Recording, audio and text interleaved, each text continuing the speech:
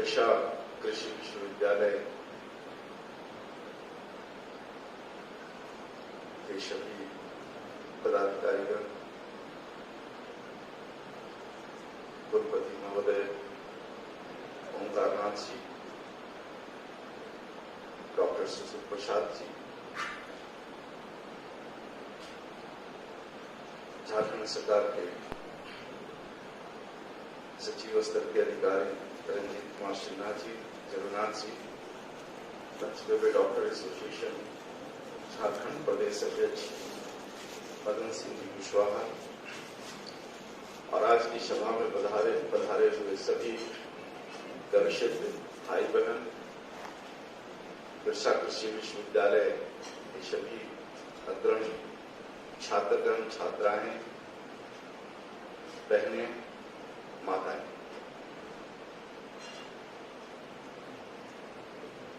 आज के दिवस को मैं महत्वपूर्ण मानता हूं। पंचगव्य जो जिसका व्यापक क्षेत्र है, एक कृषि विश्वविद्यालय के परिसर में अपने शुरुआत को रखने जा रहा है। एक विज्ञान जो बहुत सदियों से हमारे देश में फलित रहा, भारत राष्ट्र को एक ऊंचाई पर लेकर गया, समय के साथ लगभग लुप्त प्राय हुआ और आज हमें इसे फिर से पुनर्जीवित करने का अवसर प्रकृति ने दिया है। इसी विषय को लेकर आज बिरसा कृषि विश्वविद्यालय के परिसर में हम लोग पधारे हैं।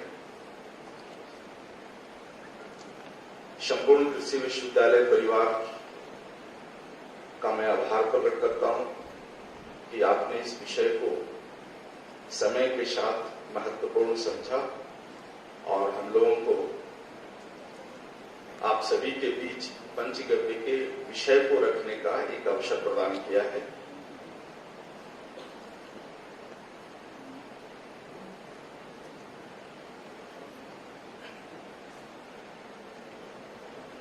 यहां जो संवाद मैं रखने जा रहा हूं, इसमें आधुनिक विज्ञान और जो हमारा पारंपरिक गौ आधारित विज्ञान है, इन दोनों का समावेश करना चाहूंगा। जो कृषि स्नातक छात्र छात्राएं यहां पर उपस्थित हैं, जिन्होंने मॉडर्न साइंस को पढ़ा है, अपने जीवन में अपनाया है और आने वाले दिनों में इसी विषय को लेकर कैरियर बनाने वाले, उनको इन दोनों विषयों की समझ होनी चाहिए। आधुनिक विज्ञान की समझ विश्वविद्यालय ने आपको दिया है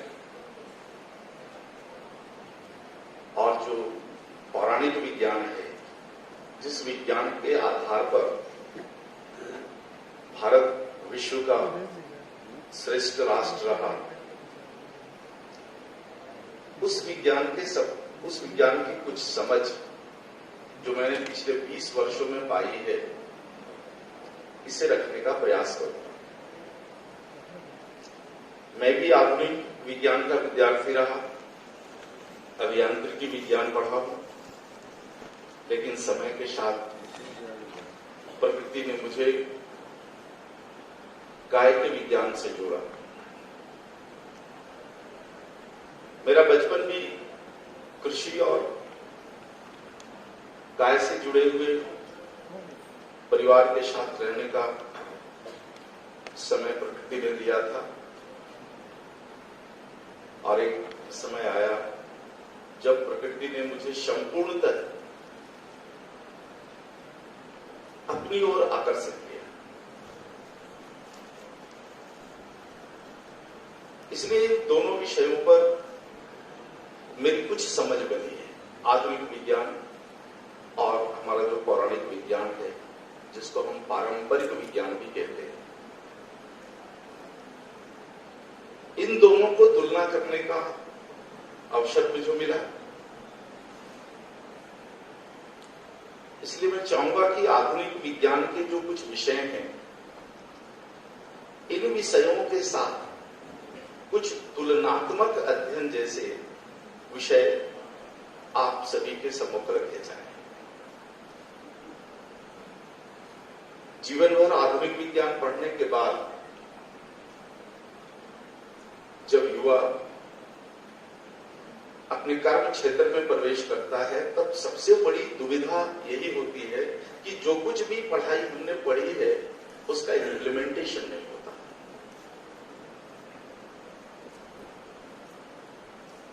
जितना कुछ अभियांत्रिकी मैंने अपने जीवन में पढ़ा और पढ़ने के लिए अपने जीवन के लगभग 23 वर्ष खर्च किए, सबसे जो बड़ा अफसोस मेरे जीवन में है कि उसका हमारे जीवन में 1 या 2% से ज्यादा इम्प्लीमेंटेशन नहीं हुआ। इन्हीं विषयों को समझते हुए हम लोगों ने एक योजना बनाई कि कुछ ऐसे प्रयास किए जाएं जिन प्रयासों के तहत कम से कम समय में कोई भी युवा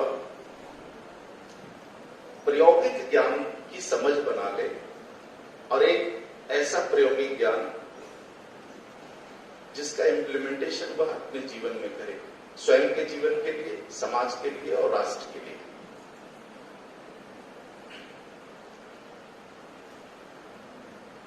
तो यहां पर सबसे पहला विषय मैं आप सभी के समक्ष रखना चाहूंगा, आधुनिक विज्ञान के उस मेरुदंड की जिस पर आज संपूर्ण जगत खड़ा है। हम जो कुछ भी विज्ञान साइंस में पढ़ते हैं, उसके मूल में एक सूत्र है जिसको प्रोसेस लॉस की थ्योरी कहते हैं। विज्ञान का इम्प्लीमेंटेशन, आधुनिक विज्ञान का इम्प्लीमेंटेशन इसी प्रोसेस लॉस की थ्योरी पर होता है। हमें पूरी इस तकनीक में, तंत्र विज्ञान में, आधुनिक तंत्र विज्ञान में किसी भी वस्तु को प्रोसेस करना सिखाया जाता है कि किसी भी वस्तु का हम प्रोसेस करें और प्रोसेस से कुछ नया निकालें, कुछ नया बनाएं जो लोगों के लिए उपयोगी सिद्ध हो। इस थ्योरी के मूल में जो बात है वह है नुकसान का, लॉस का। इसे एक शब्द में कहते हैं प्रोसेस लॉस की थ्योरी, जिसके ऊपर पूरा का पूरा मॉडर्न साइंस टिका हुआ है। जब हम किसी वस्तु में प्रोसेस करते हैं तब उसमें एक प्रत्यक्ष कमी आ जाती है और इस कमी के बाद हमें उस प्रोसेस का परिणाम मिलता है। जैसे एक बहुत ही सरल उदाहरण आपके समक्ष रख सकता हूं। हम लोग अपने घरों में भोजन पकाने के लिए गेहूं से आटा बनाते हैं और आटे से रोटी बनाते हैं। 1 किलो गेहूं की जब पिसाई होती है, यानी प्रोसेस होता है, तब हमें 1 किलो आटा नहीं मिलता। उसमें कुछ नुकसान होता है, कुछ लॉस होता है। और इसी लॉस की थ्योरी पर आज का पूरा विज्ञान टिका हुआ है। 1 किलो धातु हम लेते हैं और उस धातु से जब उपकरण बनाते हैं तब हमें उसमें भी लॉस होता है और तब उसका हम रूपांतरण कर पाते हैं। इस प्रोसेस लॉस की थ्योरी के कारण ही आधुनिक विज्ञान ने जितने भी परीक्षण के उपकरण बनाए हैं, सभी मूलतः इसी सिद्धांत पर टिका हुआ है। परीक्षण के जितने भी इक्विपमेंट्स हमने बनाए हैं,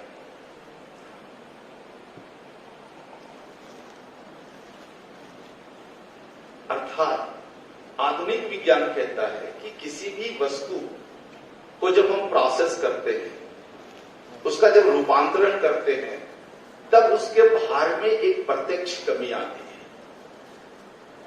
इस कमी के बिना हम रूपांतरण नहीं कर सकते किसी भी वस्तु का।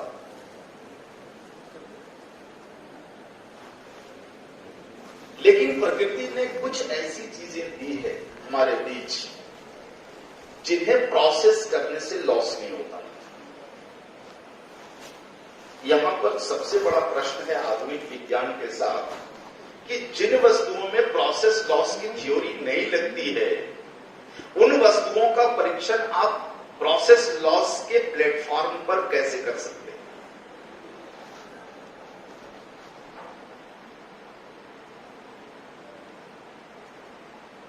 आज दुनिया में जितने भी अनुसंधान के मशीन बने हैं, परीक्षण के मशीन बने हैं,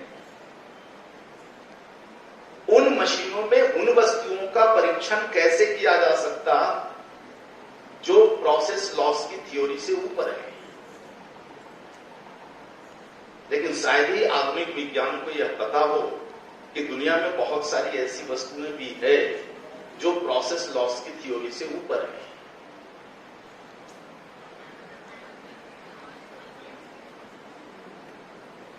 इनमें जो प्रथम है वह गाय है।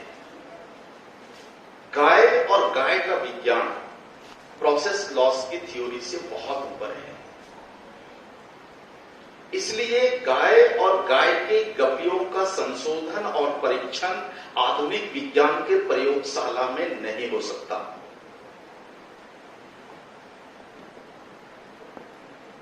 कुछ उदाहरण आपके सामने रखने की कोशिश करूंगा। गाय हमें 3 गव्य प्रदान करती है, जिसे मूल गव्य कहते हैं। पहला गव्य है क्षीर, दूसरा गव्य है गोमय और तीसरा गव्य है गौमूत्र। क्षीर शब्द का प्रयोग हमारे शास्त्रों में वर्णित है इस कारण से क्योंकि गाय के दूध की विशेषता कुछ और है जो दूसरे जीवों के से प्राप्त दूध में नहीं है। इसलिए गाय के दूध के लिए अलग से शब्द है क्षीर। क्षीर अर्थात गाय का दूध। दूध जातिवाचक संज्ञा है, किसी भी स्तनधारी जीव का हो सकता है, लेकिन गाय का दूध एक अपनी विशेषता को लेकर है, इसलिए उनका एक अपना नाम है। तो गाय हमें 3 प्रमुख गव्य देती है, क्षीर, दूसरा गोमय और तीसरा गौमूत्र। ये 3 गव्य ऐसे हैं जिन गव्यों पर आधुनिक विज्ञान का प्रोसेस लॉस का थ्योरी नहीं लगता। इसे आप चाहो तो अपनी प्रयोगशाला में, आपके विश्वविद्यालय के पास प्रयोगशाला होगा, प्रयोगशालाओं में एक बार आप चाहें तो इसका परीक्षण करके देख लें। आप एक निश्चित मात्रा में गाय का दूध ले लें, उसका परीक्षण करें, परीक्षण कर पता करें कि उसमें कितने न्यूट्रिशंस हैं, कौन कौन से तत्व हैं, क्या ऑक्साइड्स है उसमें, और इसी दूध को प्रोसेस करें। आप प्रोसेस करके इसको दही में रूपांतरित कर दें, फिर इस दही का परीक्षण करें आप, तो आप पाएंगे कि दूध में जितना न्यूट्रिशन वैल्यू था या जितना भी एलिमेंटल वैल्यू था, ये दही में बढ़ गया। ये कहां से आया? जबकि विज्ञान की थ्योरी कहता है कि आप किसी भी वस्तु का प्रोसेस करेंगे तब उसमें एक प्रत्यक्ष कमी आनी चाहिए, रूपांतरण करेंगे तो कमी आनी चाहिए, लेकिन यहां कमी नहीं होगी। ये एक शोध का विषय है आपके लिए। इसी दही में जब हम मंथन की क्रिया करते हैं, यानी मथते हैं क्लॉकवाइज और एंटी क्लॉकवाइज, तो दही के प्रोटॉन आपस में टकराकर टूटते हैं, जिससे छाछ बनती है। छाछ, मट्ठा, या और भी इसके बहुत सारे नाम हैं, तक्र, दही घोल, मोर, लस्सी, बहुत सारे नामों से हमारे देश में ये जाना जाता है। जब आप उस पर परीक्षण करेंगे तब आप पाएंगे कि दही से ज्यादा न्यूट्रिशन वैल्यू इसमें आ गया मंथन क्रिया के बाद। तो दही दो खंडों में टूट गया, एक उसमें से मक्खन निकल गया और दूसरा उसमें से छाछ या मट्ठा निकल गया। और इन दोनों को अगर मिलाकर परीक्षण करें तो दही से कई गुना ज्यादा elemental value, nutrition value, vitamin सभी कुछ बढ़ जाते हैं। आप मक्खन को ले, मक्खन का परीक्षण करके आप देख लें, इस मक्खन का फिर एक आप रूपांतरण करें और उसको घृत में बदल लें और घृत का परीक्षण करें आप पाएंगे कि मक्खन से कई गुना ज्यादा न्यूट्रिशंस घी में आ गए। और इसी प्रकार गाय का गोमूत्र का परीक्षण करें। परीक्षण में आपको जो कुछ भी मिलता है आप एक बार उसको लिख लें। इस गोमूत्र का रूपांतरण करें, यानी बाष्पीकरण करें, आप डिस्टिल करो। यहां भी यह दो खंडों में टूट जाएगा, एक क्षारीय अंश और दूसरा जलीय अंश। इन दोनों अंशों का अलग अलग परीक्षण कर आप देखोगे तो गोमूत्र के मुकाबले बाष्पीकृत गोमूत्र और उसका क्षारीय हिस्सा में न्यूट्रिशन वैल्यू कई गुना बढ़ जाता है। और बात यही नहीं रुकती, इस डिस्टिल्ड गोमूत्र को फिर से आप डिस्टिल करो, सेकेंड डिस्टिलेशन आप करेंगे तब भी ये बढ़ेगा, और ट्रिपल डिस्टिलेशन करेंगे तब भी ये बढ़ेगा। और ऐसा ही गाय के गोमे के साथ है, गोबर के साथ है। इसको गोबर नहीं कहना, आम बोलचाल की भाषा में हम गोबर कह देते हैं, लेकिन गाय गोबर नहीं देती है, गोमय देती है। गोमय की बिल्कुल व्याख्या अलग है। हाँ, तो ये जो गोमय है इसका भी परीक्षण करें आप। गाय गोबर देती है, ताजा गोबर गोमय देती है। इस ताजे गोमय का परीक्षण करें, उसमें आपको बहुत तरह के मिनरल्स मिलेंगे, लगभग 22 तरह के उसमें मिनरल्स मिलेगा। उसमें से कुछ ऑक्साइड्स भी मिलेंगे, सबसे ज्यादा क्वांटिटी में उसमें मिलेगा आपको ऑक्सीजन, लगभग 23%। आप इसी गोमय को धूप में सुखा लें, कंडा बना लें। इस कंडे का केमिकल एनालिसिस आप करोगे तो ये जो जितने भी जो जरूरत के एलिमेंट्स हैं ये सब आपको बढ़े हुए मिलेंगे। यहां तक कि ऑक्सीजन की मात्रा भी बढ़ जाएगी इस प्रोसेस में। जबकि सामान्यतः जब हम किसी भी वनस्पति को धूप में सुखाते हैं, सुखाने के बाद उनका जो वैल्यूज है वो कम जाता है, लेकिन यहां पर गोमय में कमता नहीं बल्कि बढ़ जाता है। इसी कंडे को, सूखे हुए गोमय को आप अग्नि में समर्पित कर दो, बिल्कुल काला कोयला जैसा हो जाएगा। आप इस कोयले का परीक्षण करें, केमिकल एनालिसिस करेंगे आप, यहां भी बढ़ोतरी होती है। उस कोयले को आप पूर्णतः जलाकर ऐश बना दीजिए, राख, जिसको हम शास्त्रीय भाषा में भभूत कहते हैं, भस्म कहते हैं। आप देखोगे यहां भी वैल्यू बढ़ जाता है। इस भभूत को भी फिर से जलाने की प्रक्रिया है। दूसरी बार आप इसको फायर करो, वैल्यू बढ़ता है। यानी गाय का कोई भी गव्य प्रोसेस लॉस की थ्योरी पर टिका हुआ नहीं है। जब भी आप प्रोसेस करेंगे गाय के किसी भी गव्यों का, तब उसमें बढ़ोतरी होती है। तो जो एलिमेंट प्रोसेस लॉस की थ्योरी पर टिका हुआ नहीं है, उन एलिमेंट का केमिकल एनालिसिस आप प्रोसेस लॉस की थ्योरी के मैकेनिज्म पर कैसे कर सकते हो और आपको उसमें मिलेगा क्या? 2011 के बाद से ऐसे बहुत सारे परीक्षण हमने किए। हमारे राज्य में एक विश्वविद्यालय है, शास्त्रा विश्वविद्यालय, आप जानते होंगे। वहां भारत की सबसे बेस्ट लेबोरेटरीज है, जहां के वैज्ञानिकों के साथ मिलकर हमने काम करके देखा। जब भी किसी भी गव्य का केमिकल एनालिसिस किया और जितनी स्टेज में किया, उसकी प्रॉपर्टीज उतनी बढ़ती चली गई। और एक समय ऐसा आया कि परीक्षण का मशीन बताते हैं कि इसमें कुछ ऐसे द्रव्य हैं जो केमिस्ट्री के पीरियोडिक टेबल से बाहर है, जिसके बारे में आज के केमिस्ट्री को पता नहीं है। अनट्रेसेबल एलिमेंट, और ऐसे अनट्रेसेबल एलिमेंट की संख्या बहुत निकली। तो जिस विज्ञान के शब्दकोश में उन एलिमेंटों के बारे में है नहीं जो गाय के गव्यों में है, आप उसका परीक्षण कैसे करवाओगे?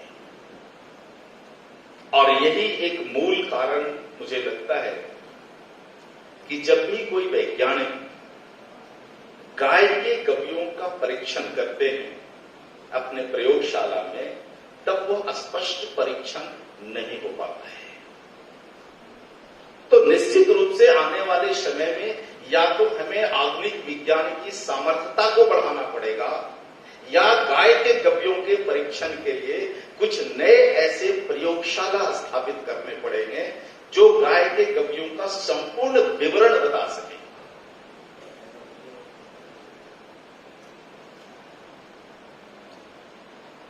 सबसे ज्यादा यदि वायुमंडल में कहीं ऑक्सीजन है तो वह गाय के गव्यों में है। और मैं समझता हूं, जहां तक मेरी दृष्टि गई है, भारत से बाहर दूसरे राष्ट्रों में हमारी गाय के गव्यों पर शोध का कार्य ज्यादा चल रहा है।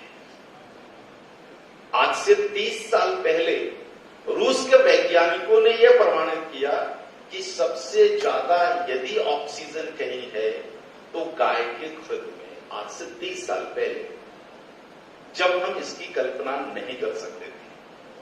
और लगभग उसी समय यूरोप के एक प्रयोगशाला ने बताया हमें कि भारतीय नस्ल की गाय के दूध में स्वर्ण क्षार है। स्वर्ण क्षार हमारे लिए एक बहुत बहुमूल्य न्यूट्रिशन है, जो बहुत कम खाद्य पदार्थों में उपलब्ध होगा, लेकिन गाय के गव्यों में है। तो इन आंकड़ों से मुझे लगता है कि जितना ज्यादा भारत के बाहर के देश इस विषय पर गंभीर हैं और गंभीरता के साथ काम कर रहे हैं, हम उतने गंभीर नहीं हैं। इसलिए इस विश्वविद्यालय से जुड़े हुए जितने भी रिस्पेक्टेड साइंटिस्ट हैं, आप सभी से मैं विनम्रता पूर्वक निवेदन करता हूं कि गाय के गव्यों में जो एक अलग पहचान है, इसे सिद्ध और स्थापित करने की दिशा में आप एक नई सोच विकसित करें। ये जो घिसा-पिटा लेबोरेटरी है जो चलते आ रहा है, जो हमें एलिमेंटल कंपोजिशंस बनाता है, ये सक्षम नहीं है। और जब तक हम एक सक्षम प्रयोगशाला भारत देश में विशेषकर गाय के गव्यों के परीक्षण के लिए स्थापित नहीं कर लेते, तब तक गाय के संपूर्ण विज्ञान को समझना बहुत ही मुश्किल काम है। गाय का विज्ञान अथाह समुद्र की तरह मुझे दिखता है। अथाह समुद्र है, और मैंने जितना समझा है उस समुद्र से मुश्किल से शायद 2 घड़ा पानी से ज्यादा नहीं होगा। और ये बिल्कुल सत्य और स्पष्ट मैं कह रहा हूं, 20 वर्षों में गाय की जितनी समझ मेरी बनी है, संपूर्ण विज्ञान यदि समुद्र है तो मात्र 2 मटका पानी है मेरे पास, उससे ज्यादा नहीं है। इसलिए आने वाली पीढ़ियों को इस विषय पर बहुत गंभीर होना पड़ेगा, गंभीरता के साथ परीक्षण करना पड़ेगा, परीक्षण के नए आयाम स्थापित करने पड़ेंगे और तब जाकर हम कहीं इन विषयों को सिद्ध करने में सफल हो सकते हैं। प्रयोग के लिए, उपयोग के लिए सिद्ध करने की कोई जरूरत नहीं है। हमारे ऋषियों ने सब कुछ सिद्ध कर दिया है, सिद्ध करके उनके सूत्रों का उल्लेख कर दिया है। लेकिन आज की जो दुनिया है ये बिना सिद्धता के, बिना सिद्ध किए हुए मानती नहीं। इसलिए दुनिया को मनवाने के लिए जो हमें सिद्ध करना है, उसके लिए अलग से हमारे देश की सरकारों को एक व्यवस्था करनी चाहिए। तो ये एक विषय था जिस पर मुझे विशेषकर वर्षा कृषि विश्वविद्यालय के जो अग्रणी छात्रगण हैं, वैज्ञानिक हैं, उनसे मुझे ये संवाद करना। अब मैं एक दूसरे विषय पर चलता हूं, गाय से संबंधित जो दूसरा विषय है कि गाय हमें क्या प्रदान करती है, क्या देती है और हमें हमारे जीवन में किन चीजों की आवश्यकता है। तो यह जो पूरा का पूरा जो सृष्टि है, पृथ्वी जो है, जो बड़े स्तर के वैज्ञानिक हैं उनको तो यह बात पता है, लेकिन सामान्य व्यक्ति को यह पता नहीं है कि पृथ्वी का शरीर कितना बड़ा है और पृथ्वी का शरीर किन किन चीजों से बना हुआ है। सबसे पहले मैं इसी विषय पर आऊंगा कि हमारे शास्त्रों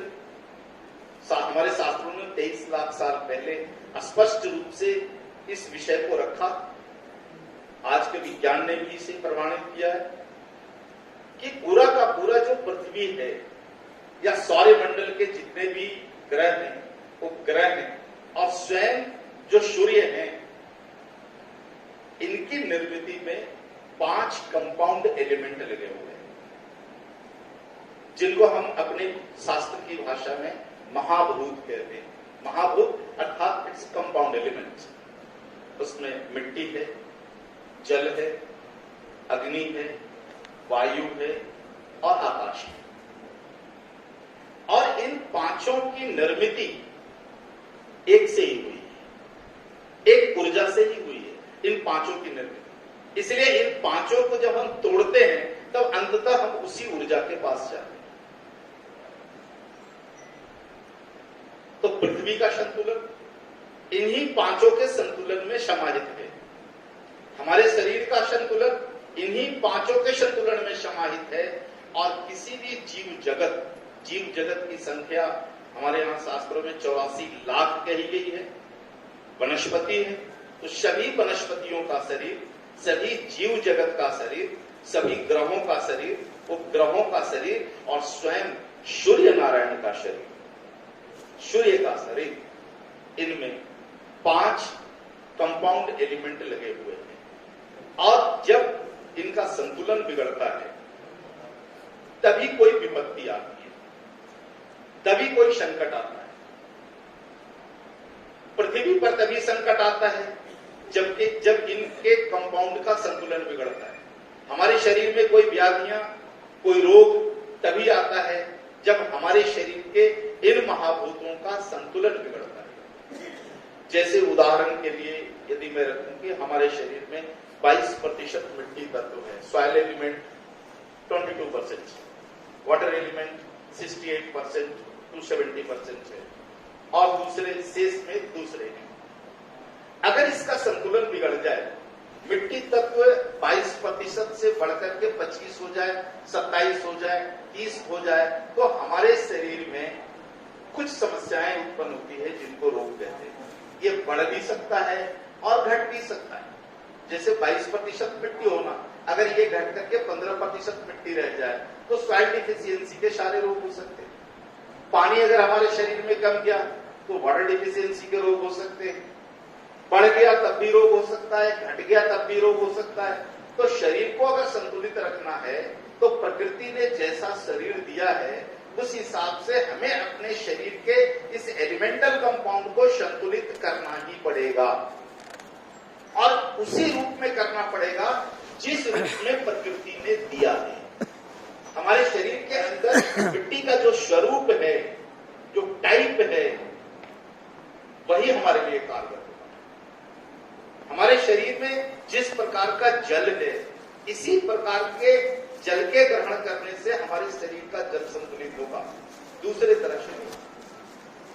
उसी तरह से वायु है, अग्नि है, आकाश है, प्रकृति ने जैसा दिया है उसी रूप में हमें ग्रहण करना पड़ेगा और तभी जाकर हमारा शरीर संतुलित होगा। और बड़े परिप्रेक्ष्य में जाएं तो हमारी पृथ्वी संतुलित होगी। हमारी पृथ्वी पर जो मिट्टी का जो अंश है, जल का अंश है, अग्नि, वायु, आकाश का जो अंश है, अगर ये अंश प्रकृति ने जैसे दिया है उसी कंपोजिशन में है तो प्रकृति पर कभी भी विपदा नहीं आ सकती। पृथ्वी पर कभी विपदा नहीं आ सकती, कभी भूकंप नहीं आ सकता, कभी सुनामी नहीं आ सकता, कभी तूफान नहीं आ सकता। ये सब विपदाएं प्रकृति की तभी आती है जब इसके कंपोजिशंस में कुछ कमी आती है या कुछ अधिकता आती है।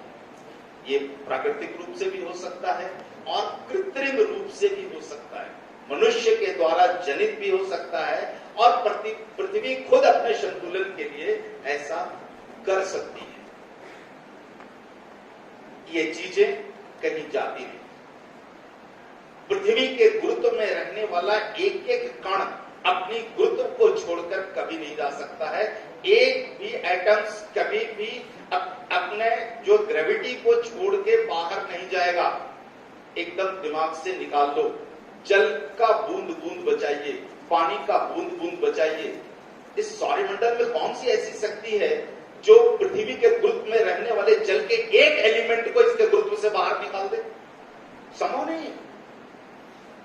मिट्टी का एक छोटा सा अंश भी पृथ्वी के गुरुत्व से, ग्रेविटी से बाहर नहीं जा सकता। अग्नि नहीं जा सकती, कोई भी एलिमेंट बाहर नहीं जा सकता। फिर बचाना किसको? हम नारा लगाते हैं जल का बूंद बूंद बचाइए। जल को कौन लेकर के जाएगा? कहां लेकर के जाएगा? कहीं नहीं जा सकता। ये सभी गुरुत्व में बंधे हुए हैं और गुरुत्व में बंधे रहेंगे। फिर मुश्किल क्या होता है? मुश्किल ये होता है कि इनका रूपांतरण होता है। हमारे द्वारा किए गए प्रकृति के विरुद्ध कार्यों के द्वारा इसका कन्वर्शन केवल होता है, रूप बदलता है। हमारे शास्त्र स्पष्ट कहते हैं कि मिट्टी के 5 रूप हैं पृथ्वी पर। मिट्टी का एक एक अणु ग्रेविटी को छोड़ के बाहर नहीं जा सकता, लेकिन वह मिट्टी अपना रूप बदल सकता है। पृथ्वी पर जितना भी 68 पॉइंट समथिंग जो जल है, ये जल कहीं नहीं जा सकता, कहीं भी पृथ्वी के गुरुत्व को छोड़कर नहीं जा सकता, अपना रूप बदल सकता है। हमारे शास्त्र स्पष्ट करते हैं कि जल के 4 रूप हैं। जल ठोस के रूप में हो सकता है, जैसे हिमालय में। जल तरल के रूप में हो सकता है, जैसे नदियों में बहता है।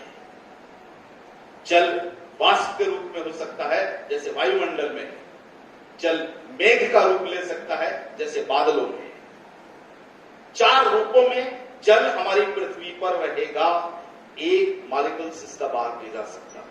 लेकिन हमारी गलतियों के कारण, मनुष्य अपनी गलतियों के कारण इनके रूप बदलते हैं। जल जितना तरल रूप में रहना चाहिए, हो सकता है वो ठोस रूप में ज्यादा हो जाए। जितना ठोस रूप में रहना चाहिए, पिघल के तरल रूप में वो बढ़ सकता है। पृथ्वी का तापमान बढ़ा तो वाष्प के रूप में इसका अनुपात बढ़ सकता है, मेघ के रूप में बढ़ सकता है। हो सकता है धीरे धीरे गर्मी के कारण सारे ग्लेशियर पिघल जाएं और पूरी पृथ्वी जलमग्न हो जाए। लेकिन जल मग्न हो जाने का अर्थ ये नहीं कि जल की मात्रा बढ़ गई है। जल के एक रूप की मात्रा बढ़ गई है और दूसरे रूप की मात्रा घट गई है। बिल्कुल यही होता है। यही चीजें अग्नि के साथ है। अग्नि रूप बदल सकता है, अग्नि कहीं जा नहीं सकता। पृथ्वी के गुरुत्व में रहने वाला वायु कहीं जा नहीं सकता, बदल सकता है। ऑक्सीजन का जितना घनत्व आज हमारे पास है, हो सकता है इसका रूपांतरण हो जाए, लेकिन गैसेज कहीं नहीं जाएगी।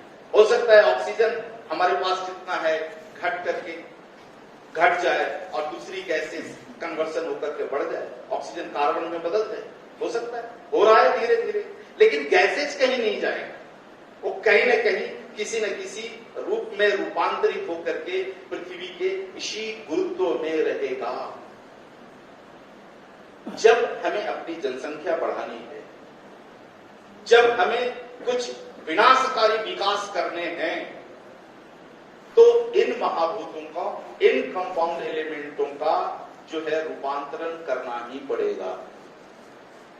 इसके बिना विध्वंसकारी विकास नहीं हो सकता है। विज्ञान डिस्ट्रक्शन के लिए है और विज्ञान हमारे लिए जरूरी है, तो विज्ञान तो डिस्ट्रक्शन करेगा ही, क्योंकि वो खड़ा ही है उसी धरातल पर। इसका अर्थ यह भी नहीं है कि ऐसे डेवलपमेंट को हम रोक दें, उसका उपाय कर सकते हैं। इस डेवलपमेंट के कारण जितना विनाश हुआ है प्रकृति का, उस विनाश का फिर हम पुनः रूपांतरण कर सकते हैं। पूरी दुनिया में वायुयान घूम रहे हैं, मोटर गाड़ियां चल रही है, कारखाने चल रहे हैं, वायु प्रदूषण हो रहा है। वायु प्रदूषण को रोकने के लिए इनको रोक देंगे तो जिस विकास की अपेक्षा से हम जी रहे हैं वह विकास नहीं होगा। भले वो विध्वंसकारी विकास है, लेकिन आज वही उपयोगी है, रोका नहीं जा सकता उसको।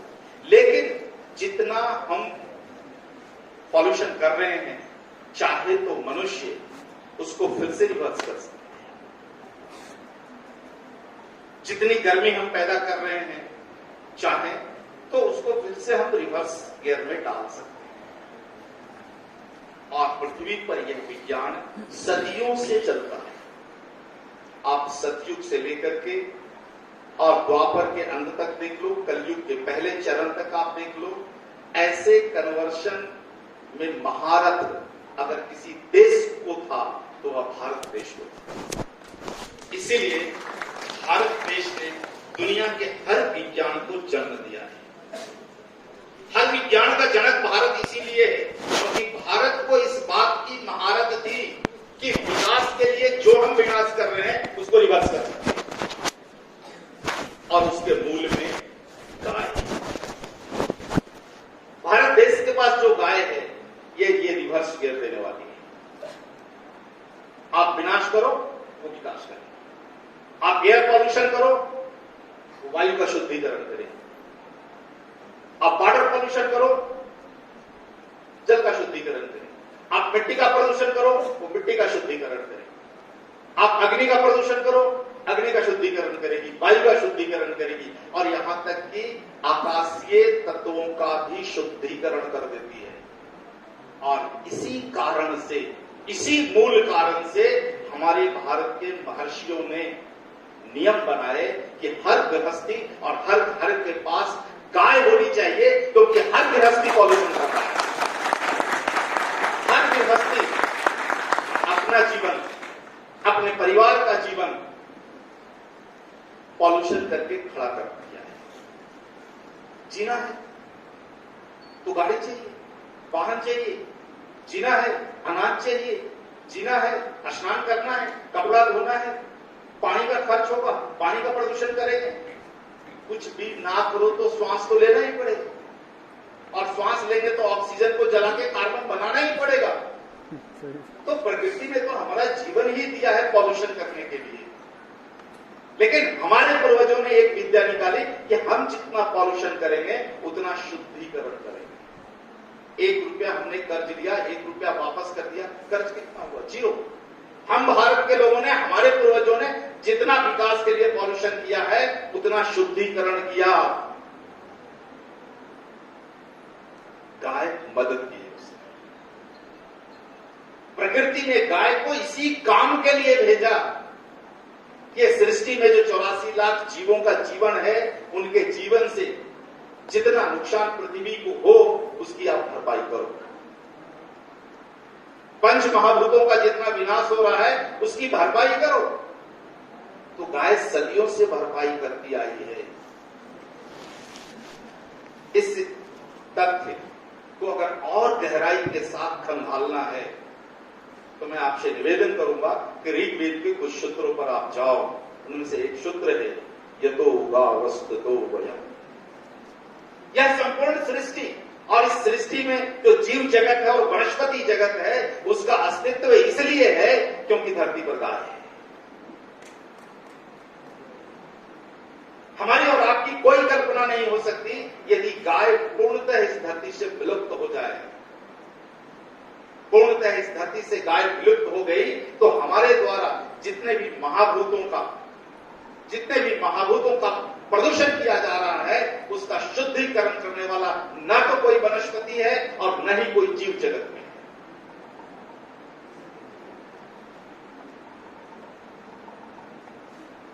यहां पर जो भी वैज्ञानिक स्तर के लोग हैं, उनसे मैं विनम्रता पूर्वक एक निवेदन करना चाहूंगा कि आप 5 परिभाषा तय कर लें। मिट्टी क्या है, जल, अग्नि, वायु और आकाश क्या है। 23 साल मॉडर्न साइंस पढ़ते हुए मुझे कभी इन कंपाउंड एलिमेंट का सटीक डेफिनेशन नहीं मिला। आप हमारी मदद कर सकते हैं। व्हाट इज सॉइल, इसका डेफिनेशन तय करो। व्हाट इज वाटर, एक बार डिफाइन तो हो ये। व्हाट इज एयर, ये डिफाइन तो हो। वैश्विक स्तर पर एक इसकी परिभाषा तो तय हो। यहां की मिट्टी का समीकरण कुछ और है, थोड़ी दूर जाते हैं मिट्टी का समीकरण बदलता है, तीसरी जगह जाते हैं मिट्टी का समीकरण बदलता है, पूरी दुनिया में हर मीटर पर मिट्टी का समीकरण बदलता है। तो मिट्टी की परिभाषा आप कैसे तय कर लेंगे? हर थोड़ी दूर पर पानी का कंपोजिशन बदलता है, तो पानी का आप परिभाषा कैसे तय कर लेंगे? वायु का परिभाषा कैसे तय कर लेंगे? अग्नि की परिभाषा कैसे तय कर लेंगे? और आकाश तो मॉडर्न साइंस की सोच से बहुत ऊपर का विषय है।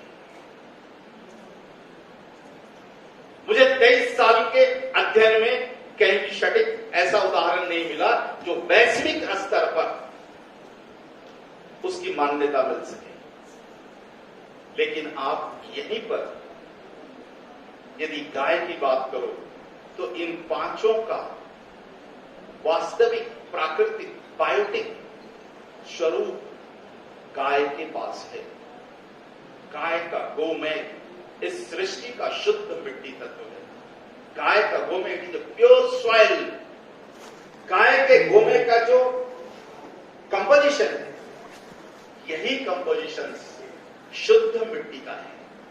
अर्थात गाय जो कुछ भी खाती है सभी का मिट्टी में रूपांतरण करके वापस दे देती है। गाय सब्जी के मंडियों में घूमते हुए सड़ी गली सब्जियां खा सकती है, फल खा सकती है, कुछ भी खा ले। एक बार यदि उसके पेट में उसकी पाचन क्रिया हो गई तो वह शुद्ध मिट्टी बन करके बाहर निकलेगा। क्या दुनिया में कोई ऐसी मशीनरी है जो मिट्टी का इस प्रकार से शुद्धिकरण कर सके?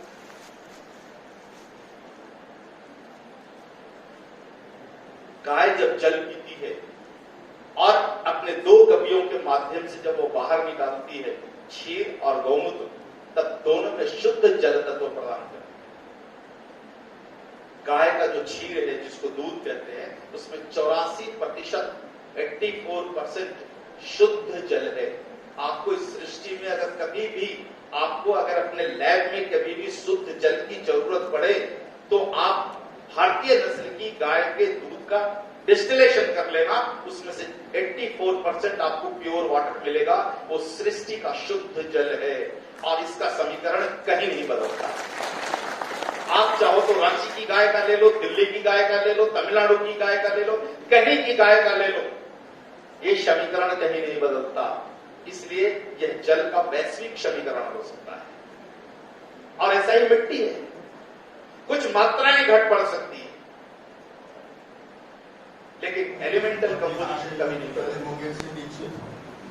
आपसे आपके गाय बहुत सारी गोमेद के माध्यम से शुद्ध मिट्टी, शुद्ध, और प्रकृति ने गाय को इसीलिए भेजा है कि ये सृष्टि जगत के जितने भी जीव हैं और वनस्पति हैं जो हमारे महाभूतों को प्रदूषित करेंगे, आप जाकर के उसका शुद्धिकरण। बात आपने कर रही है। तो धरती पर जितनी गाय होगी गाय की विशेष उतना ज्यादा मिट्टी का शुद्धिकरण होगा, और इस धरती पर गाय जितनी होगी उतना जल का शुद्धिकरण होगा, उतना ही अग्नि का शुद्धिकरण होगा, वायु का शुद्धिकरण होगा और आकाश का शुद्धिकरण। चलती है गाय, लेकिन आकाश का शुद्धिकरण आज के विज्ञान के ज्यादा बाद दूध और उसका जो पोटेंशियल जो बढ़ता वो आकाशीय तत्व पे पॉल्यूशन पर बात नहीं है। उसका बढ़ता है। आज तो आकाश की वो पॉल्यूशन कपिल वर्ण के मैं विषय केवल में एक उदाहरण आपके आपका सामने विशेष, रखूंगा, शायद अनुभव होगा, मुझे लगता है वो या स्पष्ट जैसा है। कि और भी हम लोग सबसे ज्यादा दुनिया में अपराध का सेकंड सेशन में आपका अनुभव सुनना चाहेंगे। फैशन पर है। दुनिया का कौन सा देश है जहां सबसे ज्यादा क्राइम होता है, क्राइम रेट तो मैं चाहूंगा पिक पर है, कौन सा या तो है? विषय हमारे अधीक्षक है जो अस्पताल के हैं उनका विषय है, हम लोग वहाँ पर कार्यरत हैं, जिसको आप वहाँ सबसे पर ज्यादा एक आकर के बात हो सकती है, वो भी बहुत अभी कुछ दिन पहले देखा होगा है तो बच्चों वहाँ, या मेरी जो व्यक्तिगत एक गोली चला दी। इच्छा है और मतलब अभिरुचि है कि शिक्षा भ्रष्ट इससे दूसरा बड़ा क्या उदाहरण हो सकता है?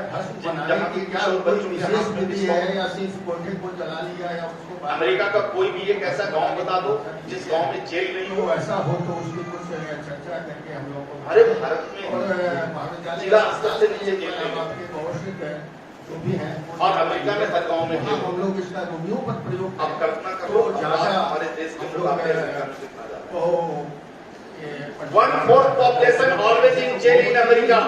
ये शब्द है। हमारे यहाँ लोग आकर के बताते हैं कि इसमें वो बच्चे जाते हैं। ये है, इसका उपयोग करिए।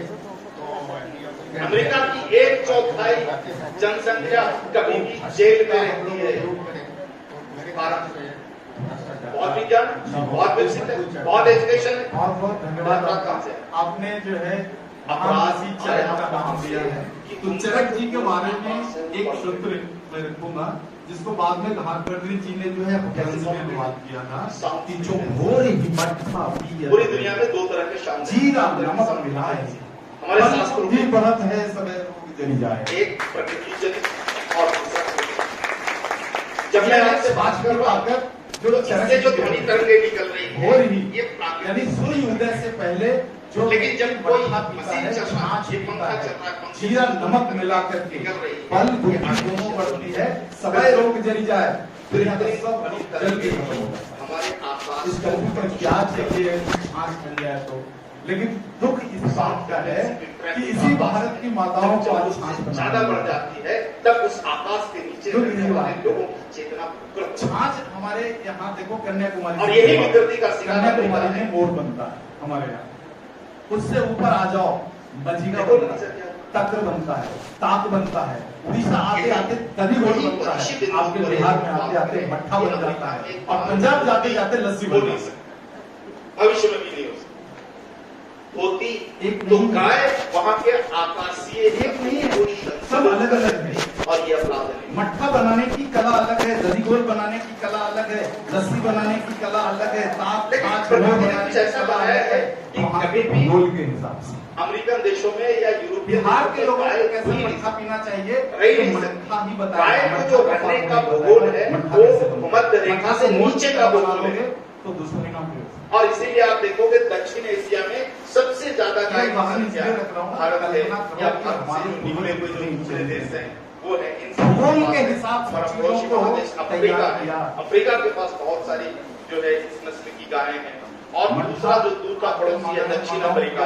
दक्षिण अमेरिका में भी बहुत ज्यादा गायें थी। अब 500 साल पहले का इतिहास दक्षिण अमेरिका का टटोल लो।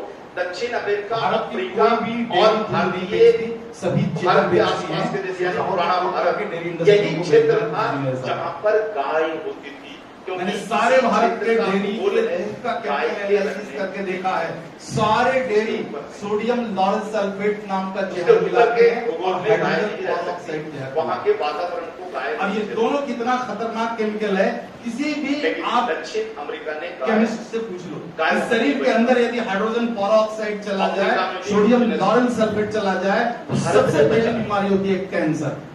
कारण यही है सारे कि गाय डेयरी के दूध विज्ञान कैंसर को से। हमारे पूर्वजों ने समझा कहाँ और बचोगे? इसकी रक्षा के लिए इसे तो पहली बात तो दूध नहीं आ, दूध आ भी गया जिसके तो बनाने का कारण क्या है, आज भी हमारे देश छाली में को 2 काट करोड़ करके हमारी माताएं जमा करते रहती गाय हैं है। और 1 महीना जब जमा हो जाएगा तब मंथन की क्रिया करती है।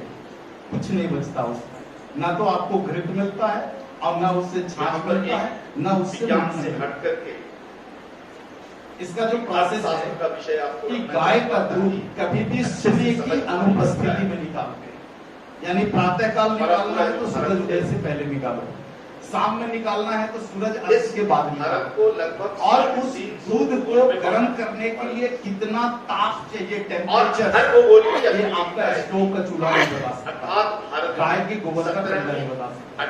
गाय के गोबर का कंडा जितना ताप देता है उतने ही ताप पर दूध गर्म होना चाहिए। और ऐसा गर्म के साथ कहना पड़ता आप थोड़ा सा जामुन मिला करके या चावल मिला करके या कोई जीवाश्म मिला करके आप दही बना, पिछले लगभग 100 वर्षों में दही के मंथन की क्रिया सूर्य गाय के साथ हमने इतना अन्याय किया हो गया, लगभग 2800 प्रजातियां जोड़ से खत्म हो गई। सूर्योदय से पहले दही बनाइए, भारत का जो देशीय बंटवारा है उस बंटवारा की गोल से यदि बात करूं तो भारत के इस क्रिया में जो पास बचता 10 से ज्यादा निकालने के बाद वही छाछ होगा। 10 से और ऐसे छाछ के गुण धर्म के बारे में ही चरखने का मेरी जानकारी में मात्र तमिलनाडु ऐसा है जिसने अपनी पूरी ये वाला मटका आज तक बचा कर जीरा नमक मिला लो, उसकी संख्या बहुत कम है, लेकिन कम से कम प्रजातियों को हमने नष्ट नहीं होने दिया।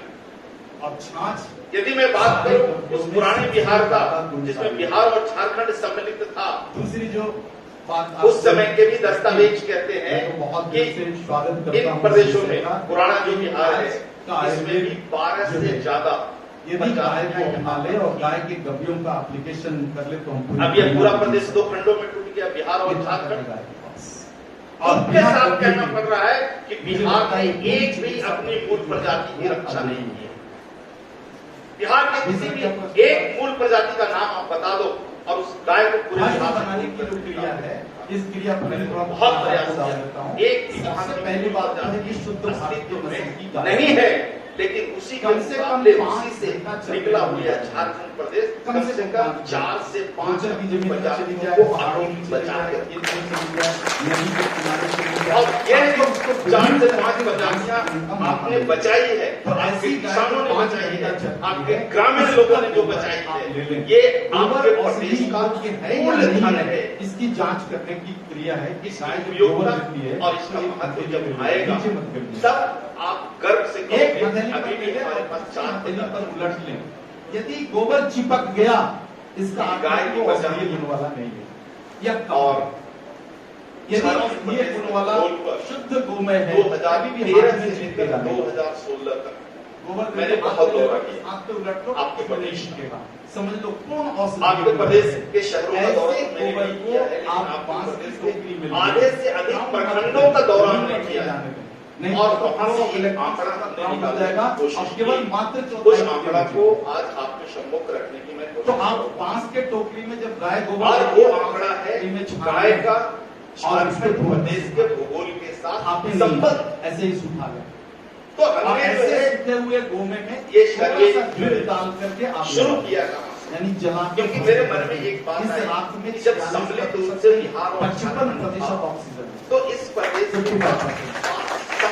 और इतना घुलनशील कि आप पानी में डालिए नेपाल से पूरा लेकर ऑक्सीजन पानी में बैंगन रोड तक का जो पूरा का पूरा और नीचे एरिया है ये पूरा जाएगा। जिस मरीज को यहाँ पर और चिकित्सालय है गंगा के किनारे का बहुत बड़ा इसका परीक्षण करके देख लें, जिस मरीज का ग्रैंड ऑक्सीजन रोड के पास गिर जो गया है इधर पहाड़ी शुरू होता है और फिर ये पठारी में बदलता है।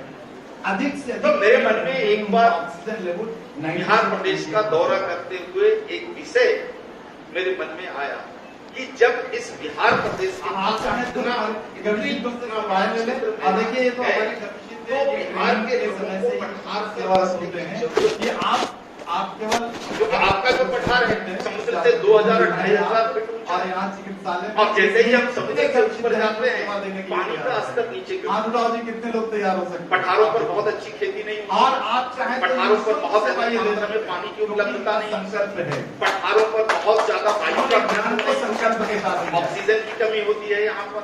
तो इन सारी कमियों के कारण भी एक बहुत बड़ी जनसंख्या झारखंड के पठारों पर क्यों बसी? आप चाहें यहाँ से हमने इस विषय को शुरू किया प्रबंधन समिति और इस विषय से कटोते जहाँ पर जो आपके पास भविष्य में मरीज आते हैं, गाय थी, लगता है कि इनको टैकल नहीं कर सकते आयुर्वेद से, तो उस सर्वे में पर मैंने गाय क्या के गब्बियों का आज से परीक्षण 50 साल के पहले, मॉडर्न साइंस के हिसाब यानी से 10 साल लगभग हो गया, 60 साल पहले, यानी आज से एक रिसर्च पेपर 60 साल ये रिसर्च पेपर झारखंड आपके महाविद्यालय की तरफ से सरकार के एवरेज पास औसतन तो वो ज्यादा मायने रखेगा बनस्पत हमारा।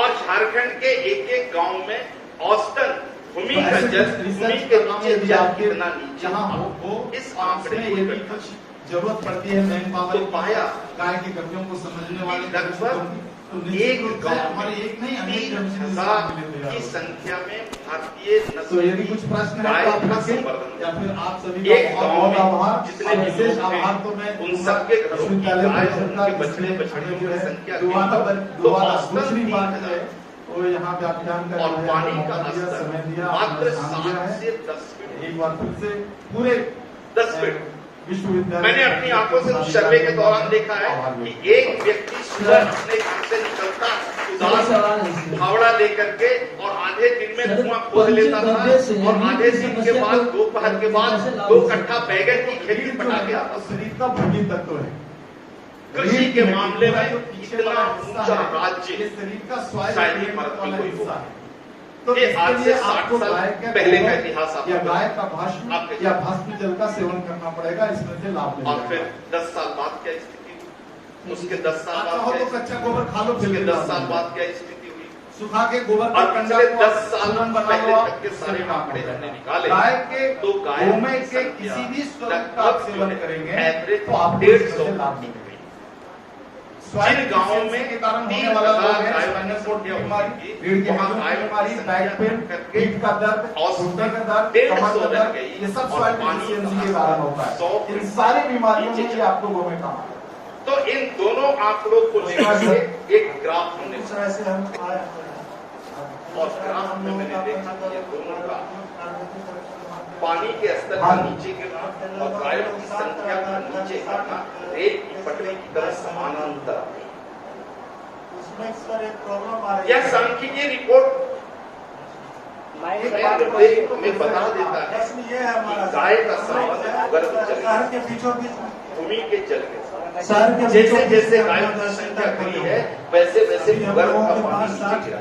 देसी नस्ल की गाय जो है हो चुकी है, लोगों को फायदा भी हो रहा है, तो लोग एक जुड़ भी रहे हैं। सांख्यिकीय रिपोर्ट के आधार पर कोई इसे मानने के लिए तैयार नहीं है और बहुत ज्यादा इसके लिए गाय इस पर भी होती मैंने है, परीक्षण तो जैसे मौका लगा 100 से ज्यादा परीक्षण करने के बाद एक परीक्षण ने हमें बता दिया आपके पास प्रूफ क्या है कि क्या कि आप संबंध जो है ये आप भूमि के जल के साथ गाय का क्या संबंध है। तो हम जो है तो उसमें एक परीक्षण जो हमने किया आप चाहो हमारा आप वेबसाइट यहाँ पर है भी पंचगव्य.org विश्वविद्यालय के छात्र हैं आप चाहे तो पंचगव्य.org पर जाइए, वहाँ पर वैदिक बहुत सारी परीक्षणों में गव्यों का पूंजी नहीं क्लिनिकल लगती। एनालिसिस की सर्टिफिकेट रखी हुई है।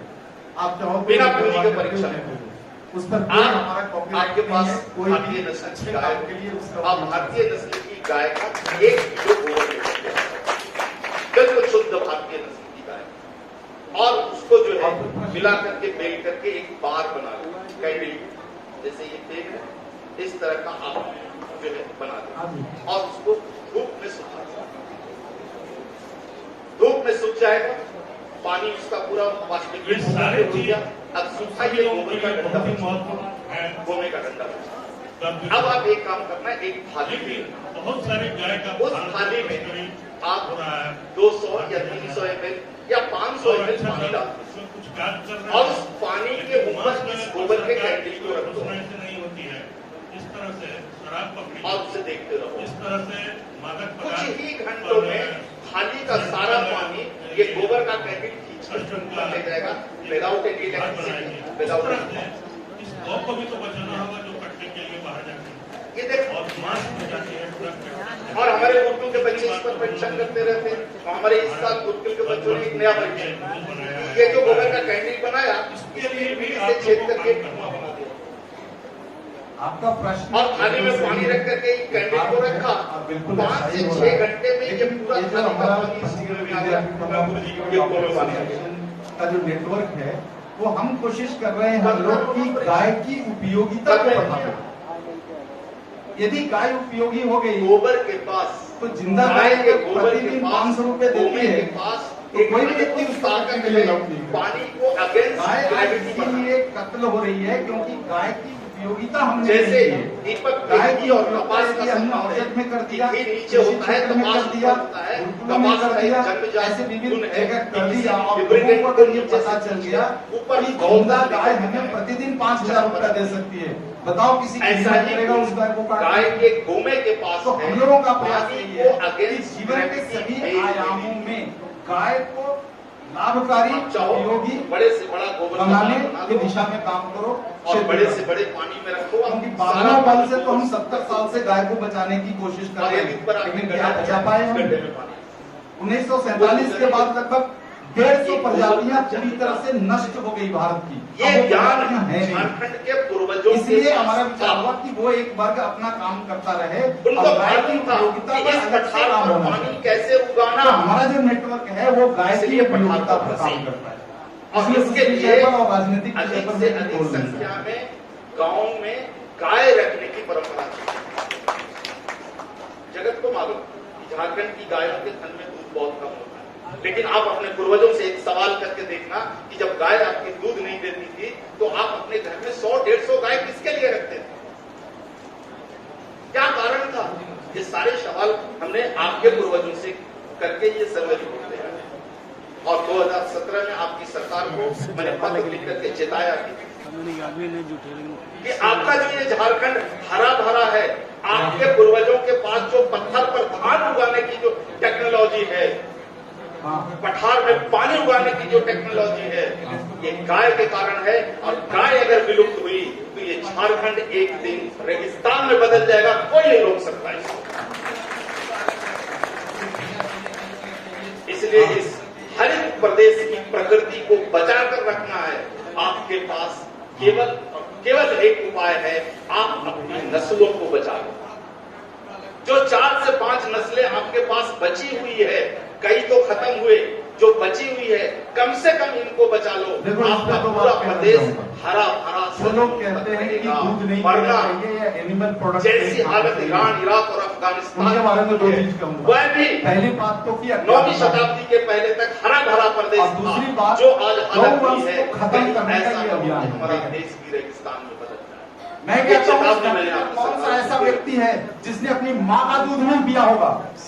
ये प्रयोग मैं निवेदन पूर्वक कहूंगा आपसे, हम गाय से पीने वाले लोग नहीं हैं, गौ कि ये माँ का परीक्षण आप कल करके देख लो। और यदि बात और चौधरी की बात आप कर रहे हो, उनसे पूछ लेना उन्होंने बचपन में अपनी माँ का दूध तो पिया है या निश्चित नहीं। रूप से आप अपनी शिक्षा और ज्ञान का उपयोग गौवंश इस को गौ रक्षा के काम में जड़ मूल से ये खत्म धर्म का करने विषय की नहीं दिशा है, में हमारी मिट्टी को बचाने का अभियान है। हमारी कृषि व्यवस्था को बचाने का विषय है, हमारे पानी के संतुलन को बचाने का विषय है, वायु को बचाने का विषय है। सभी का आपस में तो समन्वय इसके विस्तार पर है। आता बिना हूं। जीव के आधार पर हमारा जीवन चल ही नहीं सकता। इस विषय पर जहाँ तक जैविक कृषि कि के पिछले संबंध में 60 वर्षों आप में काम हुआ कर है। रहे हो, आपको सोचना चाहिए कि जैविक पानी का कृषि वही स्तर है नीचे गया। जो जीव के आधार पर उत्पन्न किया गया है। गाय जब वहाँ भी जीवों का आधार है, चारागाह जीवों का आधार के बिना कुछ नहीं हो सकता। तो गाय जब गोबर देती आप है, हाइब्रिड बीज गोबर खेतों में डालकर और उगा लोगे और जब वर्षा ऋतु बिना रसायन डाले हुए तो यही जैविक नहीं गोबर कर पानी सकते में हो घुल आप। जाता है और घुल करके मिट्टी के जो अंदर चीजें जाता है। जीव के आधार पर होती मिट्टी के है, अंदर, मिट्टी पठार के अंदर मिट्टी जितना जीवाणुओं नीचे के आधार पर होती है, उस वही तल जैविक तक कहलाता जिस है। दिन गोबर और का वो बिना कॉम्प्लेक्स गाय हो के गया, दूध ये नहीं गोबर के अणु पानी के अणु को इसलिए जीवन में जीवन का आधार लेना पड़ेगा, उससे मुक्ति नहीं पा सकते। जो लोग ऐसी बात करते हैं या तो उन्हें अज्ञानता है या गौवंश को खत्म करने की दिशा में खड़ा किया गया है। गोबर की मात्रा कमी। अब जब वर्षा ऋतु होती है तो मिट्टी में केवल पानी जाता है, गोबर का अंश नहीं जाता। और ऐसा हुआ कि आपके प्रदेश के बहुत सारे जिला ऐसे हैं जहाँ भूमि के नीचे का जल का कॉन्टैक्ट टूट गया और टूटने के कारण अब पानी ग्रेविटी की ओर तेजी के साथ जा रहा है। 200 पूरा चिकित्सा का विषय है, लेकिन फिर भी कितना नीचे जाओगे आप? आपके सामने विज्ञान कहता है कि नाक से पानी बह रहा है 20 साल से, इसका मतलब क्या? हमारे शरीर में जल की मात्रा बढ़ गई है, नाक से ओवरफ्लो हो रहा है। 100 फीट नीचे एक गिलास है, गिलास के ऊपर टोपी खोल दो आप, बूंद बहुत पानी पी रहा है, गिलास भर जाएगा, क्या होगा? ओवरफ्लो होगा। सकते हैं जो हमारी जरूरत का नहीं है। इस ओवरफ्लो के लिए क्या करना? दो उपाय है, शुद्ध पानी नीचे से आप दे दो, पानी वाष्प बनकर मिल जाएगा, या नल बंद कर दो। आपके शरीर से नाक से पानी गिर रहा है, तो अभी तो मैं मतलब देख रहा हूं शरीर में जो जल की मात्रा 68% होना चाहिए था, वो मात्रा बढ़ गई अब है। इस पानी को अगर आपको लेकर के आना है तो आपके पास क्या रास्ता है? यानी पानी का शुद्धिकरण करो। इस रिलेशनशिप साइंस के पास क्या रास्ता है? अग्नि दो। कोई वैज्ञानिक बताए कि तो कोई गाय रास्ता के है? पास अग्नि कहाँ पर है? घृत अग्नि है। लेकिन भारतीय शास्त्रों के पास रास्ता है। वो नाक के छेद गाय में गुनगुना अब गाय लेकर के आई। दो तो बूंद इसका डाल के प्रयोग सोइए। कुछ ऐसे कुओं चाहो पर तो किसी भी कंप्यूटर का कुछ नाम ऐसे बोरवेल नोट में कर किए, लेना, 3 महीने के जो बाद बता देना, सूख गए। आपका ओवरफ्लो बंद हुआ जो है। बोर सूख गया था, बिल्कुल 200 सही फीट था, अब पानी नहीं है उसमें, अब गुरु जी जरूरत प्रणाम। 100 फीट और है।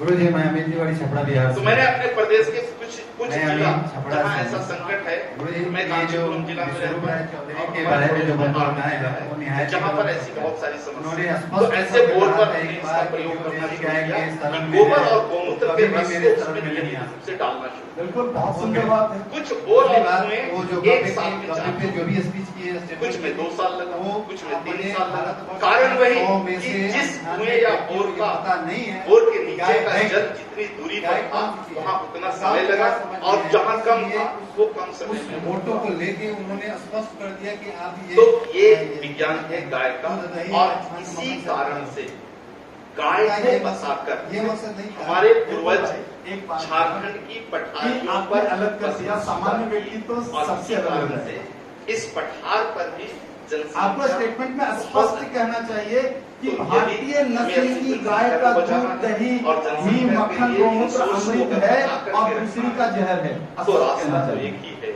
और वो तो ये कंफ्यूजन नहीं रहेगा समाज के सामने। कि गाय लेकिन जब आप अधूरी बात करोगे गोबर के लिए तो होगा। खेतों में डालो, पहाड़ों में डालो, पठारों में डालो, कहीं विषय पे आपने वीरेंद्र भाई गाय वैसे जो का बात गोबर किए थे करके उनसे, पानी के तो स्पष्ट साथ किए थे कि के जो अंदर जो गया। देसी गाय के कृषि शरण के में लिए लोगों जो के पास सबसे आएंगे। उपयोगी लेकिन तत्व सोशल है मीडिया में जल, जिस तरह उस से जल ये को बातें ऊपर आती है लेकर कि नहीं पीना बाढ़ चाहिए, नहीं लाएगा। वहीं पर सोशल मीडिया में उनके तरफ से जल ये भी बढ़ना आना मतलब बाढ़ चाहिए नहीं लाएगा। ये मेरा नदियों में बाढ़ नहीं आएगी, जो statement बल्कि है, कृषि वो भूमि काऊ में के लिए है, गाय बहुत के लिए कम नहीं है। दूरी पर जल होगा, शायद ये और कमी कम नहीं दूरी है पर जल उनमें, होगा, और तभी इसी के कोई कारण भी ऐसे प्रश्न उठते पेड़ हैं। जीवित रह सकता है।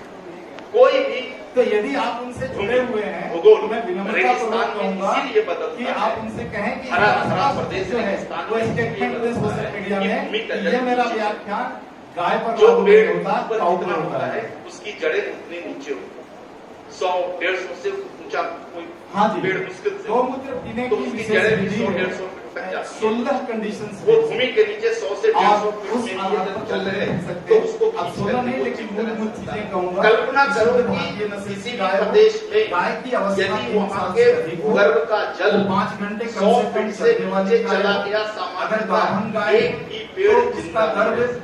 जो है छोटे 7.5 पेड़ों महीने से को तो कम आप का हो। पानी दे देंगे। यदि बच्चा देती बड़े है तो पेड़ों शुरू को का 45 दिन ना हो। एक भी बड़ा और पेड़ नहीं होगा, गाय का जो सारे बड़े पुत्र है, पेड़ उसकी खत्म हो जाएंगे, किया जाए, और सारे तो वो बड़े बिहार पेड़ में अगर खत्म हो गए तो चंद्रमा का रेगिस्तान फेज बनने की देखा जाए, प्रक्रिया शुरू अमावस्या नहीं हो, एकादशी 11वां दिन नहीं हो, ये पहले ही उसका दिखा रहा हूं। किसी भी ग्रहण का दिन नहीं ये हो, ऐसे 16 नियम है। बिल्कुल सत्य अब है। इन 16 नियमों का पालन करते हो हुए सकता है गोमूत्र का कलेक्शन अगर हम ना जागे तब वो तो आने आने वाली पीढ़ियों को और रेगिस्तान ये से सारी आजाद चीजें नहीं जो कर है सकते, तो और ऐसी पता है हालत और केवल उसी आधार पर ये गोमूत्र का भारत collection के करके बहुत गोमूत्र सारे का निर्माण है। प्रदेश के बहुत सारे ऐसे जिला हैं जहां ऐसी स्थिति है। दूसरा बड़ा जो संकट है गोमूत्र झारखंड बहुत के सालों बाद, से वो बिक्री हो रहा है बाजार में चंद्रपुर और भी, लेकिन ब्रह्मपुर उसका का, अच्छा परिणाम नहीं आ रहा है जो नागपुर से क्योंकि वो नीचे का शास्त्र के आधार पर यानी नहीं हो रहा उत्तरी उत्तरी जो महाराष्ट्र है, आज पूरा का पूरा उत्तरी महाराष्ट्र इसी के चपेट में आ गया है। उस पूरे क्षेत्र में आप जाओगे, एक भी बड़ा वृक्ष नहीं मिलेगा, सारे बड़े वृक्ष खत्म हो गए। आयुर्वेद का एक विज्ञान 10 साल वर्षा के दिनों में आपको छोटे छोटे घास मिलेंगे, बड़े बड़े पेड़ नहीं मिलेंगे, बड़े पौधे भी नहीं मिलेंगे, क्योंकि भूमि का जल जो है 400 फीट नीचे चला गया। बताया ऐसी ही स्थिति राजस्थान की है। अब राजस्थान में जाओ, 1,000 फीट नीचे से पानी निकाल करके किसान खेती कर रहे हैं, पूरा का पूरा रेगिस्तान दिखता है, दूर तक जहां तक आपकी दृष्टि जाएगी एक भी पेड़ नहीं दिखता। ये पेड़ खत्म हुए, वृक्ष खत्म हुए तो मिट्टी रेगिस्तान में बदलेगा। तो ये संकट हमारे प्रदेश के साथ शुरू हुआ है, हमें जागने की जरूरत है, गायों को फिर से बसाने की जरूरत है, उनके लिए नहीं, स्वयं के लिए। तो होगा गाय बची तो हम बच पाएंगे, गाय नहीं बची तो ना तो हम बच पाएंगे, न ही कोई जीव जगत बच पाएगा, न ही कोई वनस्पति जगत बच पाएगी। और सारी मिट्टी रेगिस्तान, मिट्टी का एक अणु बाहर नहीं जा सकता, लेकिन इसका रूपांतरण हो सकता है, ये रूपांतरित हो जाएगा रेगिस्तान में। हमारा विभाग अगर इस संबंध में कोई तो ये एक विषय था, ये विषय गाय का दूध, मेरा मन है कि आप सबके सामने रखूं, यहाँ पर आप बहुत ही कृषि जगत के लोग हैं, आप अगर आपकी दृष्टि यहाँ पर जाती है और इस विषय पर यदि आप शोध करते हैं, मेरी बात को सरकार ने नहीं मानी, लेकिन आप वैज्ञानिक की बात और इस पर किया हुआ रिसर्च मुझे लगता है कि झारखंड की सरकार मानेगी और कहीं न कहीं इस विज्ञान को समझते हुए जो है गाय को फिर से इस पठार पर बसाने का अभियान शुरू करेगी। तो निश्चित रूप से यह पुराना झारखंड जैसे हरा भरा से वापस लौट सकता है, तो उसके लिए और नई चीजें को परिणाम आपके माध्यम से होता है। बिल्कुल, इस विषय को पटना में गमशिद हैं अजीत समय और तीसरा विषय अजीत भाई पटना के ही निवासी हैं, और भी बहुत काफी गविशिद यहाँ पर होंगे, और इन सभी को कहूंगा आपसे संपर्क करें, और जो कुछ भी आपको बिल्कुल विशुद्ध रूप में चाहिए, यहाँ तक कि आपको किस प्रजाति का चाहिए। भारत में 100 प्रजातियां हैं गाय की, और हर गाय की प्रजाति का गौमूत्र, गोबर, ये सब का केमिकल एनालिसिस करेंगे तो भिन्नता है। जैसे चूंकि आप आयुर्वेदिक डॉक्टर हैं, इसलिए मैं थोड़ी गहराई में जाऊंगा। सबसे ज्यादा आज भारत में प्रचलित है गिर गाय। गिर गाय का जो दूध है वो कफ प्रधान है, तो जहां पर कफ संबंधित रोगों पर काम करने की जरूरत है, और वहां पर यदि गाय के दूध का एप्लीकेशन कर रहे हैं तो गिर गाय का दूध का एप्लीकेशन कीजिए, बेस्ट रिजल्ट होगा। उसी प्रकार से यहाँ आपको बिहार से थोड़ा पूर्व पश्चिम जाएंगे तो गंगा तिरी है उत्तर प्रदेश में, इसका जो दूध है वो वातनाशक है। एक प्रजाति है हरियाणवी, बिहार में बहुत हरियाणवी गाय है, ये वातनाशक है। इसके दूध में वात को शमन करने की बहुत ज्यादा ताकत है। इसी तरह से गुजरात की एक ब्रीड है कांकरेज, उसमें भी यही गुण है। तो आप चाहें तो अलग अलग प्रजातियों के गव्यों की उपलब्धता भी हमारा नेटवर्क आपको इस रिसर्च के काम के लिए करा सकता है। हमारे नेटवर्क में लगभग 65 प्रजातियां हैं भारत की। तो आप डिमांड करें तो आपको किस प्रजाति का कौन सा गव्य चाहिए, ये उपलब्ध हो सकता है। जी जी बिल्कुल,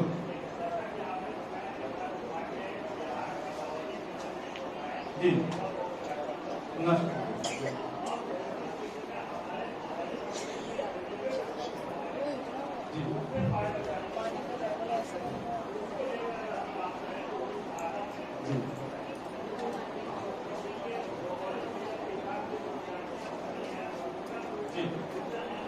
बिल्कुल बिल्कुल सही कहा आपने।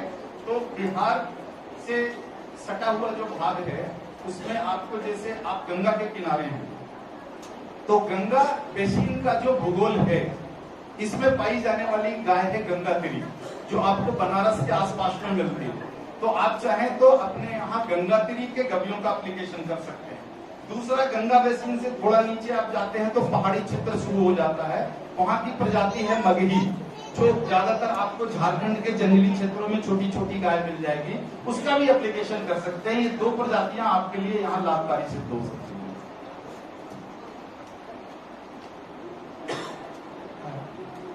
गुरु जी हमारे पर्सनल मैडम, तो इसके लिए हम लोग आपसे मिलने के लिए वहाँ जाना था, आपके क्लब से हमारे भी आए। दोपहर के शब्द के बाद मिलते हैं।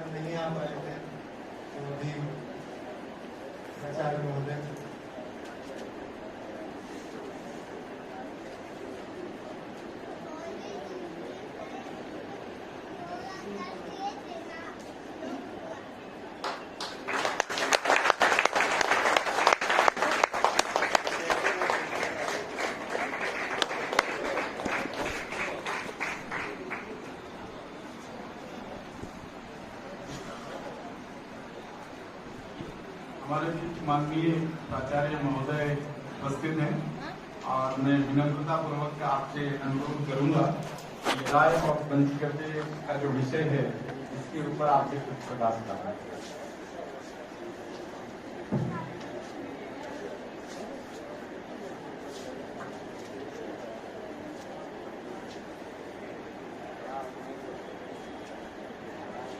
Marta Sen, Capital Garden,